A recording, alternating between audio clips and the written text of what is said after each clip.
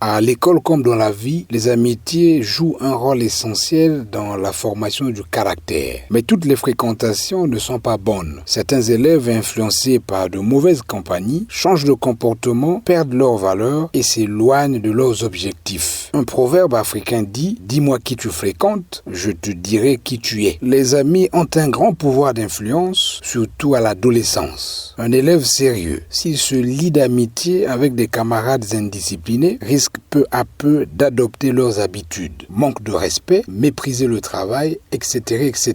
La mauvaise compagnie agit comme un poison lent. Elle détruit la conscience morale sans que l'on s'en rende compte. L'élève qui se laisse entraîner oublie ses rêves et compromet son avenir. Être jeune, c'est aussi apprendre à faire des choix. Un élève doit savoir distinguer les amis qui encouragent à bien faire de ceux qui poussent à mal agir. Les bonnes amitiés se reconnaissent par la sincérité, le respect, la discipline, etc., etc.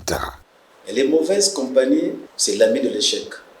Ça ne peut pas pousser un enfant de progresser. Ça va toujours mettre un frein à l'épanouissement de l'enfant. On peut placer ça parmi les antivaleurs.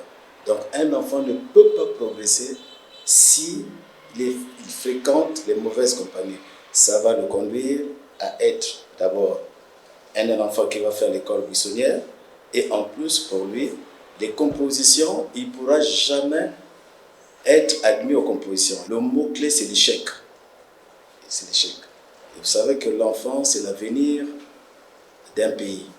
Il est même dit par un auteur qu'ouvrir une école, c'est fermer les portes de la prison. S'il y a le phénomène des bébés noirs et tout ça, c'est des enfants qui ne vont pas à l'école, qui souvent font l'école buissonnière, à tel point qu'ils ont été désorientés. Et la protection, c'est l'école. C'est l'école. Justement, donc un enfant qui fréquente les mauvaises compagnies finira par basculer justement dans ces antivaleurs-là. Donc, c'est pas bien. En tant qu'éducateur, nous avons l'objectif de protéger ces enfants-là pour ne pas les éloigner de l'objectif de l'école qui est celle de former, d'instruire et d'éduquer les enfants. Oui, les mauvaises compagnies peuvent détruire la morale d'un élève. Chaque jeune doit se souvenir que ses fréquentations déterminent son avenir. Il vaut mieux marcher seul sur le bon chemin que de courir avec des amis qui mènent à la chute. Car au bout du compte, la vraie réussite commence toujours par une bonne moralité.